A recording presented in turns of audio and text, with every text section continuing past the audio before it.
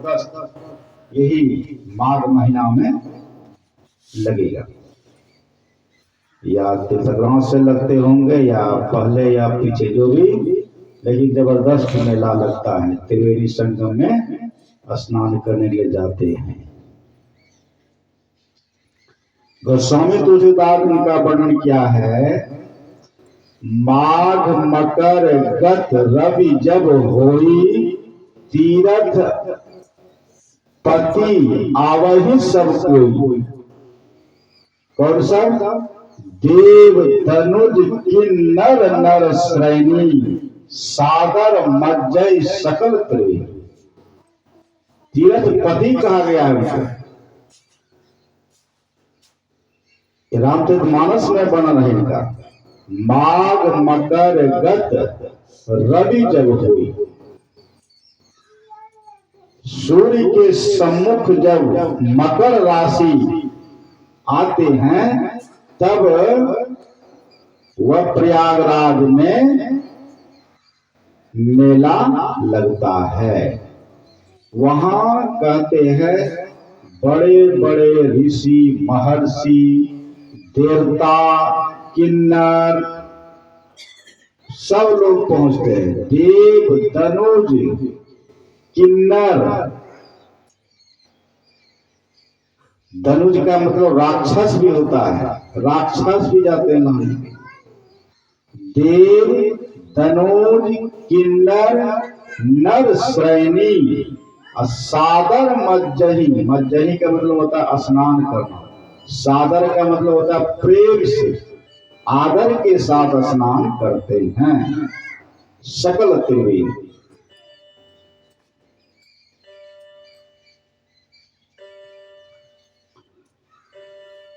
संगम, संगम कितने प्रकार के होते हैं तो सदग्रंथ पढ़ने पर पता चलता है, संतों के मुखारविंद से भी सुनने को मिलता है कि त्रिवेणी संगम जो है वह 3 प्रकार का है।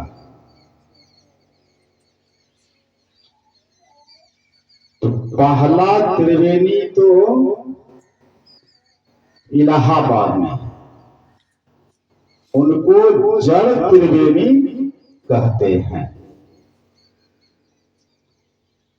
अब दूसरा त्रिवेणी होता है जंगम त्रिवेणी।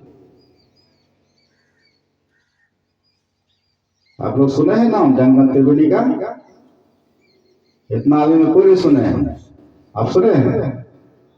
नहीं सुने। तब तीसरा का विषय में कैसे सुनिए? जो दूसरा भी नहीं सुने हैं तो तीसरा कैसे जानिएगा? तीसरा त्रिवेणी है चेतन त्रिवेणी। त्रिवेणी 3 है, जड़ त्रिवेणी, जंगम त्रिवेणी और चेतन त्रिवेणी। तो जड़ त्रिवेणी में कौन स्नान करता है? जड़ त्रिवेणी मतलब इलाहाबाद में जो त्रिवेणी है इसे जड़ त्रिवेणी कहा जाता है, जो जल रूप में है। जल रूप में तीनों का जो संगम है, गंगा यमुना और सरस्वती का, तो इसे संगम का त्रिवेणी संगम कहते हैं, इसीलिए कहते हैं।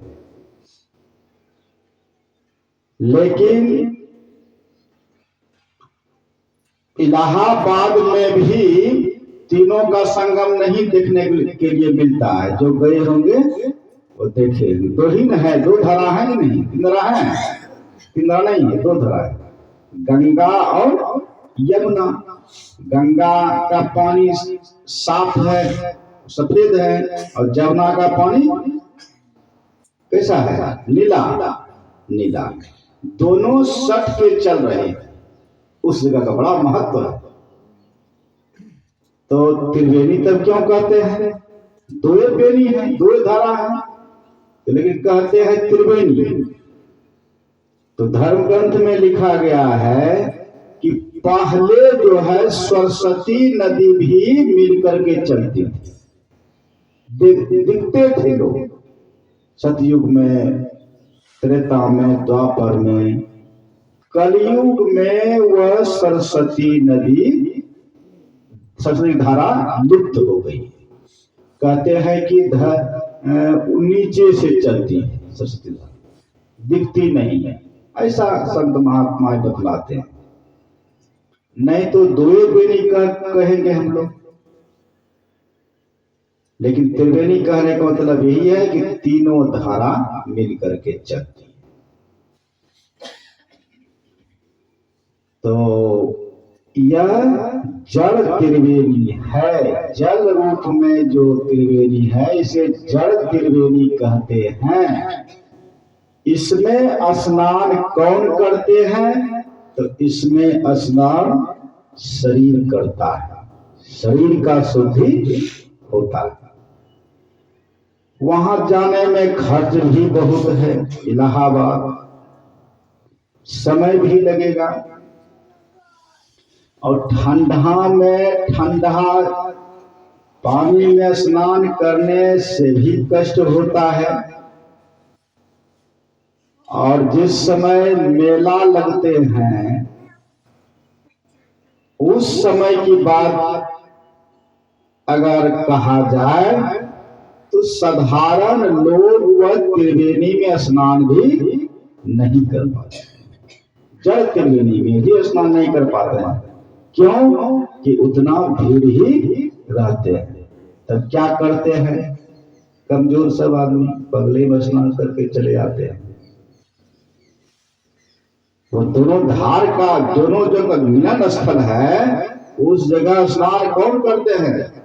शाही परिवार सब, बड़े बड़े संत महात्मा जो पहले से वहां लाइन लगा करके खड़े हैं, वह सब स्नान करते हैं। उनका मुहूर्त भी निकाला जाता है, कितना मुहूर्त तक ही उसमें स्नान करने से पाप धुलता है, ऐसा कहते हैं।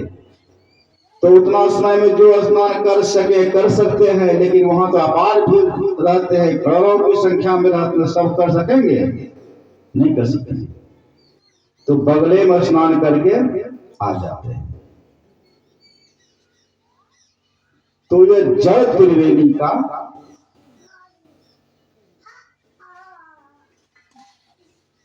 रामचरितमानस में इनका वर्णन है।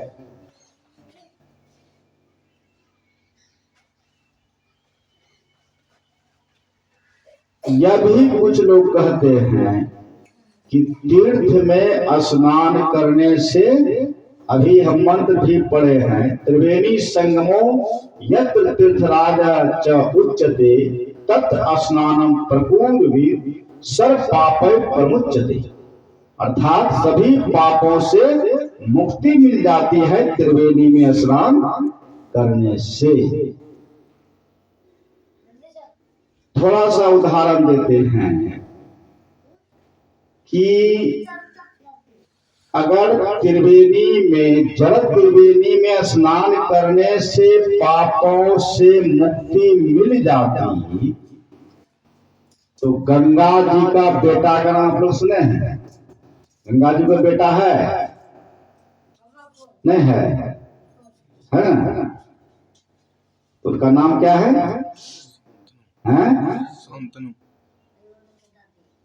उसका नाम है भीष्म। पहले उनका नाम था देवव्रत। वो गंगा जी का बेटा है।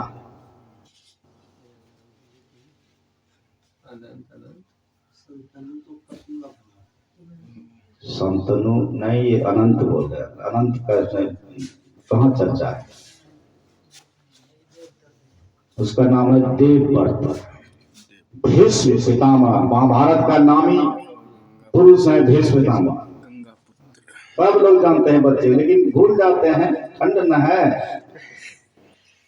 तो भीष्म पितामह इनका बेटा है, गंगा जी का बेटा है। तो पहले बेटा का दुख हरेगा, पाप हरेगा कि हम लोग कर रहे? कोई भी माता जी पहले अपने बच्चे को खिलाते पिलाते हैं, उनका कष्ट करते हैं, तब अगर मौका मिले तो दूसरों का करते हैं, नहीं मौका मिलता है तो नहीं करते। जब गंगा माँ ने अपने बेटे का पाप नहीं हर सका तो हम लोग का हरेगा? है संभव? गंगा जी के सामने में भीष्म पितामह को अर्जुन ने बाण से विद्ध कर दिया। कितना दिन सुला दिया? 6 महीना तक सोए रहो, उठो नहीं, उठोगे तो मेरा युद्ध गड़बड़ हो जाएगा, एकदम सुला दिया। कह रहा है बेचारा 6 महीना तक। ये तो सब लोग सीरियल में देखते हैं, बच्चे सबको भी इनका ज्ञान है, हम तो सिर्फ पॉइंट का चर्चा करते हैं। गंगा माँ का बेटा